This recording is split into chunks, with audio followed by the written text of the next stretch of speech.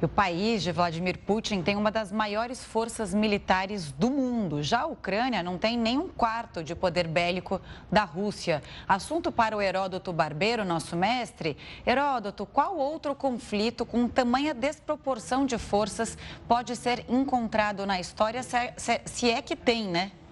Boa noite. Tem sim, Camila. Realmente tem. Agora, como você lembrou, a desproporção é muito grande entre o exército russo, as forças armadas russas e as forças armadas da Ucrânia. Mais que dizer, por exemplo, que hoje a Ucrânia tinha, até agora há pouquinho, 170 aviões de guerra e a Rússia tem 1.212. Não dá para comparar. Mas não é por aí que faz a comparação. Não é quantos aviões, quantos tanques, quantos soldados. A comparação tem que ser feita o seguinte: quanto é que você gasta com a sua máquina militar? Aí sim, tem uma ideia.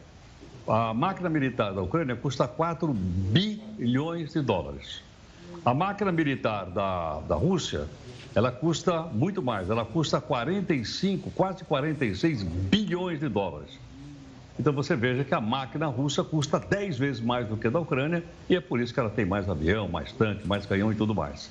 Agora é bom lembrar uma coisa interessante, é o seguinte: o fato de haver uma vitória militar, e é provável que haja uma vitória militar russa, isso não quer dizer que a guerra acabou.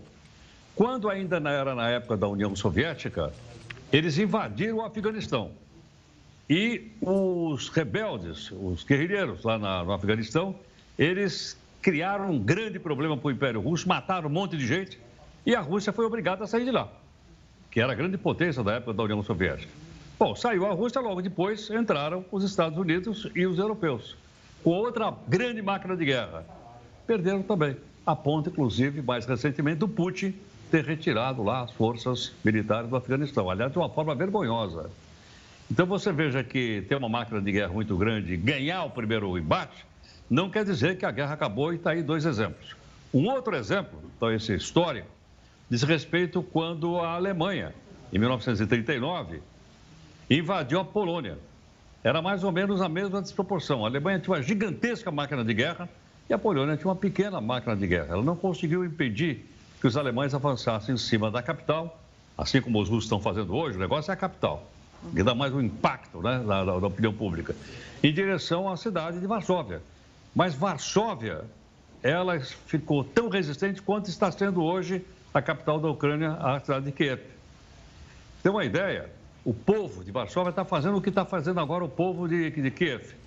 O povo está armado e a população civil se junta aos militares para tentar impedir que a cidade caia na mão do inimigo. No caso de Varsóvia, os russos imitaram os nazistas. Foram os tanques alemães que foram para cima da cidade de Varsóvia. A população chegou a arrancar os paralelepípedos da rua para fazer obstáculo para os tanques não entrarem. Eles acabaram derrubando as pontes para que os tanques não avançassem. Mas os alemães tinham, como tem os russos hoje, uma superioridade militar e eles simplesmente arrasaram a cidade de Varsóvia. Então tem esses exemplos todos aí na história da humanidade, não é? Que mostram que a força bruta ela pode vencer num determinado momento, mas a médio e longo prazo, geralmente a força bruta perde para a razão e perde para aqueles que querem a paz. Heródoto, a gente vai te pedir um minutinho, porque a gente vai voltar a falar sobre o incêndio registrado na usina nuclear de Zaporizhzhia. A gente vai ter uma imagem ao vivo, daqui a pouquinho então a imagem, né? As tropas russas atacaram o local e aí há um incêndio em curso neste momento, mas daqui a pouco a gente fala sobre isso. Até queria um pouco a sua opinião, porque a gente falou de Chernobyl e tal, né? E agora essa preocupação com a maior usina nuclear da Europa, né, Heródoto? Exatamente. Agora você veja, Camila, um acidente ou um ataque ou uma avaria numa usina como essa, a radioatividade não escolhe quem ela mata. A radioatividade não escolhe as pessoas que ela contamina. Ela não olha a bandeira. Isso aí pode valer para ucranianos, para russos e para os países que estão em volta daquela região. Não se esqueçam o que aconteceu em Chernobyl. Aquela onda radioativa, ela se espalhou praticamente pela Europa inteira. Então, uma coisa como essa é extremamente grave, né, pelas consequências humanas que isso pode provocar. É bom lembrar que Chernobyl já foi dominada pelo exército russo. Mas eu queria voltar justamente nos exemplos, que tem um exemplo também muito marcante na história, que vai muito naquilo que você falou da união da sociedade civil atuando como guerrilheiros, como militares, que é o caso justamente quando a Irlanda consegue justamente a sua independência do Reino Unido, que é uma potência absurda. E ela consegue justamente através de ataques militares terroristas, através de milícias, ou seja, era uma bomba que era lançada em um local público, e foi assim que ela conseguiu justamente a sua libertação, diferente da Escócia, que tomou outro caminho. Então é muito interessante olhar como a história mostra maneiras em que exércitos pequenos, em que populações bem menores conseguem se sobressair sobre grandes potências, né, Heródoto? Agora, viu, Gustavo? Alguns vão para o topo da história, outros vão para a lata de lixo. Sabe que quando os persas invadiram a Grécia, mais ou menos uns 500 anos antes de Cristo, o exército do império do imperador Xerxes atacou a cidade de Esparta. Esparta ficou numa pequena garganta chamada Termópilas. E lá estava Alexandre e os 300 de Esparta. Aí o chefe lá dos persas falou para o Alexandre o seguinte: nós estamos com 5 mil, só de imortais nós temos 5 mil, mas essa tem mais de 500. É melhor vocês entregarem. Porque, veja, nós temos tanta gente, tanta força, que se nós atirarmos uma flecha em direção a vocês, vai ter sombra de tanta flecha que nós vamos jogar em cima de vocês. Aí o Leônidas disse: ótimo, lutaremos na sombra.